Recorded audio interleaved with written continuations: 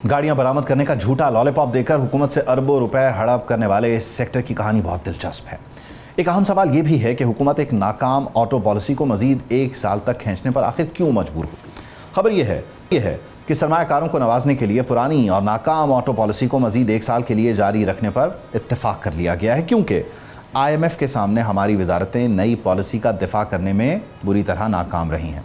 Manufacturing companies ने गाड़ियां बरामद करेंगे का झूठा लॉलीपॉप देकर हुकूमत से अरबों रुपए की मराहत और रियायतें तो बटोर ली हैं, लेकिन एक भी गाड़ी आलमी मयार पर पूरी ना उतरने की वजह से बरामद नहीं की जा सकी। यानी आवाम का पैसा भी गया और मुल्क को एक धेले का फ़ायदा भी नहीं हुआ। आवाम को सादगी की हिदायत और मईशत की तबाही की शिकायत करने वाली हुकूमत ने EV बाइक्स के नाम पर जून 2030 तक 100 अरब रुपए की भारी सब्सिडी मुख्तस कर रखी है, जहां एक सारिफ को 80,000 रुपए तक की सब्सिडी दी जा रही है। लेकिन ये तमाशा देखिए कि 2.5 लाख रुपए की EV बाइक में 90,000 से 1.5 लाख रुपए तो सिर्फ बैटरी की लागत है। हाँ, तो यह है कि EV बाइक्स के लिए बनाए गए 3,000 स्टैंडर्ड्स में से सिर्फ 100 से ज़ायद पर ही अमल हो रहा है। बाकी 2,900 स्टैंडर्ड्स का कोई अता पता नहीं है। और तो और मुल्क में ताहाल EV बाइक्स के लिए एक भी चार्जिंग स्टेशन कायम नहीं हो सका है, पब्लिक चार्जिंग स्टेशन, जबकि कागजी कार्रवाई के तहत 116 कंपनियों को चार्जिंग स्टेशन लगाने के लाइसेंस बांटकर फाइलें दबा दी गई हैं। EV बाइक बनाने के लिए 95% बैटरियां दरामद की जा रही हैं और मकामी मैन्युफैक्चरिंग सिर्फ और सिर्फ 5% ज़रूरियात ही पूरी करती है। अब सूरत हाल ये है कि गली मोहल्लों में लोकल सतह पर इंतहाई ख़तरनाक बनना शुरू हो गई हैं, जो किसी भी वक्त किसी बड़े हादसे का सबब बन सकती हैं। लेकिन वजारत सनत और वजारत साइंस ने ये कहकर हाथ खड़े कर दिए हैं कि इस ख़तरनाक काम को कंट्रोल करना उनके बस का काम नहीं है। हाल ये है कि कौमी असम्बली की कायमा कमेटियों में वजारत सनत और वजारत साइंस के हुकाम आपस में लड़ पड़े, जिस पर कमेटी की कन्वीनर का कहना है ये शर्म का मकाम है। अब सवाल यह है कि आवाम के टैक्सों के 100 अरब रुपए हज़म करने के बाद भी क्या इन्हें सड़कों पर चलते फिरते बम ही मिलेंगे। आखिर इस संगीन मुजरिमाना गफलत और आवाम के पैसों पर डाले जाने वाले इस खुले डाके का हिसाब देगा तो देगा कौन। इस सब को हम इन डिटेल डिस्कस करने जा रहे हैं। ऑटो सेक्टर के एक्सपर्ट मशहूद खान साहब हमें ज्वाइन करें। बहुत शुक्रिया मशहूद साहब, थैंक यू फॉर ज्वाइनिंग। बुनियादी तौर पर ये जो ऑटो पॉलिसी है, इसकी एक्सटेंशन की ज़रूरत क्यों पेश आई है? आप क्या समझते हैं कि ये आखिरी रास्ता था, एक आखिरी हल था हुकूमत के पास IMF के बात को मानने का, या इसमें रूम मौजूद था इम्प्रूवमेंट का? जी, जो पॉलिसी है इसमें देखिए मिनिस्ट्री ऑफ इंडस्ट्रीज ने प्रिपेयर की, आगे सबमिट हुई। इस पर डिस्कशंस दो बड़े स्टेक होल्डर्स होते हैं। एक है OEMs जो गाड़ी बना रहे हैं, असेंबल कर रहे हैं पाकिस्तान में, दूसरे पार्ट्स मैन्युफैक्चरर। इसमें कुछ चीज़ों पे इत्तेफाक नहीं हो पाया। सबसे बड़ा इत्तेफाक ये है कि हम चाहते हैं कि जो पार्ट्स मैन्युफैक्चरर पाकिस्तान में उनको श्योरिटी मिले कि आने वाले जो पॉलिसी है उसमें लोकलाइजेशन को बढ़ाया जा सके। ये बहुत बड़ा नुक्ता है गवर्नमेंट ऑफ पाकिस्तान के लिए। दूसरा, यहाँ पे जितने भी हम देख रहे हैं कि नए इंसिडेंट्स जो आए थे हमारी दो पॉलिसी से 2016-21 और 21 से 26, इसमें नो डाउट गवर्नमेंट का ये सक्सेस रेट है कि उन्होंने 3 OEM से आज 15 OEM 17 OEM कर ली है पाकिस्तान में असेंबली हो रही है, मगर ट्रांसफॉर्म असेंबली टू लोकलाइजेशन ये सक्सेस नहीं हो पाई। तीसरी चीज जो IMF ने बहुत बड़ा इश्यू उठाया हुआ वो है टैरिफ को की रिडक्शन किसी भी सूरत में इंडस्ट्री में दो बड़े झटके लगेंगे। या तो CBU के रेट्स को जो टैरिफ रिड्यूस कर रही है, और उसका जो लाएमाला अमल होगा वो होगा पार्ट्स मैन्युफैक्चरर में जो इससे वापस इंडस्ट्री है। अच्छा मशहूद साहब, इस सारी सूरत हाल में बुनियादी तौर पर हम जो लोकल इंडस्ट्री की बात करते हैं, क्या वो लोकल इंडस्ट्री अपनी प्रोडक्शन को, अपनी कॉस्ट को इस मयार पर ला सकी है कि जो हम इंपोर्ट कर रहे हैं हम उसको कम्पीट कर सकें, यानी लोकली हम अपनी ज़रूरियात को पूरा करें? और फिर उसका अगला मरहला तो फिर खैर बहुत दूर वाला मामला है कि हम उसको एक्सपोर्ट भी कर सकें, उस पर मैं आता हूँ। लेकिन हम अपनी लोकल ज़रूरियात को पूरा करने के लिए क्या हमारे जो अभी तक आप कह लीजिए मैन्युफैक्चरिंग प्लांट्स हैं वो उस मयार की चीज़ें बना रहे हैं कि जो बाहर से आने वाली दुनिया की चीज़ों से मुकाबला कर सकें?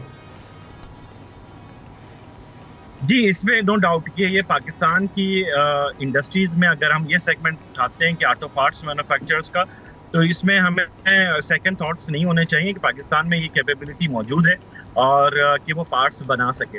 इसकी मिसाल ये है कि पाकिस्तान में कार इंडस्ट्रीज में देखें तो आपके पास जापानीज ब्रांड है जिसके 60-70% पार्ट्स पाकिस्तान में लोकलाइज हो रहे हैं, और ये local part manufacture self technology की बेसिस में ये बना रहे हैं। दूसरा सेगमेंट आता है आपका ट्रक एंड बसेस, उसके भी अगर हम देखते हैं तो उसके भी कई पार्ट पाकिस्तान में लोकलाइज हुए हैं। अनफॉर्चुनेटली ये दोनों सेगमेंट में हो ये रहा है कि जो कोरियन और चाइनीज कार मैन्युफैक्चर असेंबलर्स आए पाकिस्तान में, उन्होंने अपनी लोकलाइजेशन नहीं कर पाए। दूसरे मायनों में अगर हम बात करते हैं ट्रक एंड बसेस में, तो आप देखें कि जो गवर्नमेंट की स्कीम्स आती हैं, पॉलिसीज आती हैं, उसमें हम इलेक्ट्रिकल व्हीकल बसें या डिफरेंट बसें हम इंपोर्ट पे चले जाते हैं। तो ये दोनों चीज़ें लोकल इंडस्ट्री को हिट कर रही हैं, जहाँ आपको मौका देना चाहिए था कि ये बढ़े, और यही पार्ट मैन्युफैक्चर कल आपके एक्सपोर्ट में एक बहुत बड़ा कंट्रीब्यूशन दे सकते हैं, उनकी सप्लाई चेन का हिस्सा बन सकते हैं। ये एक बहुत बड़ा इशू है। लेकिन हम एक ही वक्त में दो चीज़ें करना चाह रहे हैं, यानी हम अपनी इंपोर्ट पॉलिसी को लेकर भी जाहिर है वहाँ पर भी हमने नरमी दिखाई है, और वहीं साथ ही साथ हम ये चाह रहे हैं कि हमारी इंडस्ट्री ना सिर्फ फ्लरिश करे, लोकल ज़रूरियात को पूरा करे, बल्कि हमें एक्सपोर्ट्स भी दे। ये दोनों एक साथ मुमकिन नहीं होते, आपको किसी एक तरफ से बेल्ट को टाइट करना होता है, तब जाके आप दूसरी तरफ से रिजल्ट्स ले सकते हैं। ये पैरेलल कैसे चलेगा? देखिए, जब इंपोर्ट को आप ओपन करेंगे ना, तो लोकल इंडस्ट्रीज लोकल जी बेशक, जब आप इंपोर्ट ओपन कर रहे हैं, टैरिफ को रिडक्शन कर रहे हैं, तो वो डेफिनेटली आज नहीं तो आप ये रियलाइज करेंगे 4 से 5 साल के बाद आपकी लोकल इंडस्ट्रीज बहुत बुरी तरह मुतासर हो जाएगी, बल्कि मुझे तो ये है कि शायद वो बंद हो जाएगी। वजह मैं आपको बयान करता हूँ कि देखिए, पाकिस्तान में एक ज़माना था कि हम सिरेमिक इंडस्ट्रीज के चैंपियन थे, और पाकिस्तान में सिरेमिक इंडस्ट्रीज के चीज़ें बनाया करती थी। ये इंपोर्ट की टैरिफ की वजह से, ये रिड्यूसेंस की, आप देखें आज वो इंडस्ट्री हमारी सर्वाइव नहीं कर पाई। इसी तरह ऑटो पार्ट्स इंडस्ट्रीज की सर्वाइवल होती है कि आप उसको एक टैरिफ की बेस लाइन पे बनाते हैं ताकि वो इंडस्ट्री खड़ी हो सके। दूसरी चीज इसमें जो इम्पोर्टेंट है, देखिए पॉलिसीज का मैं हमेशा कह रहा हूँ, पॉलिसीज तो हमने बनाई है, उस पॉलिसी को 100% हमने इम्प्लीमेंट नहीं होने दिया। जब हम गवर्नमेंट की तरफ से किसी भी इंडस्ट्री की पॉलिसी देते हैं, तो उसमें एक इम्पोर्टेंट रोल होता है कि टेक्नोलॉजी कितनी ट्रांसफर हुई, उसकी कोई पैरामीटर्स हमने सेट किए कि कितने 5 साल की ये पॉलिसी थी, तो शुरू में हम क्या थे, बाद में हम क्या हुए, कितने नए ऑटो पार्ट्स मैन्युफैक्चर पाकिस्तान में ऐड ऑन हुए। ये दोनों चीजें हमने अपनी सिस्टम में नहीं रखी, मॉनिटरिंग नहीं की, जिसकी वजह से जो एग्जिस्टिंग पार्ट्स मैन्युफैक्चर थे वो भी बंद हो गए। मैं आपको मिसाल देता हूँ, एक मॉडल है अगर पाकिस्तान में बंद होता है, तो आप यकीन जाने 10 से 12 ऑटो पार्ट्स मैन्युफैक्चरर्स की फैक्ट्रियां, कारखाने बंद होते हैं। ये बात 12 गवर्नमेंट में ये बात कह रहे हैं, अपने लोगों से भी हम डिस्कस कर रहे हैं, ये उनके जाके मसाइल देखें। छोटे छोटे पार्ट भी थे वो जो बना सकते थे या बना रहे थे पुराने मॉडल में, नए मॉडल वाले क्यों नहीं ले रहे? ये बहुत बड़ा सवालिया है।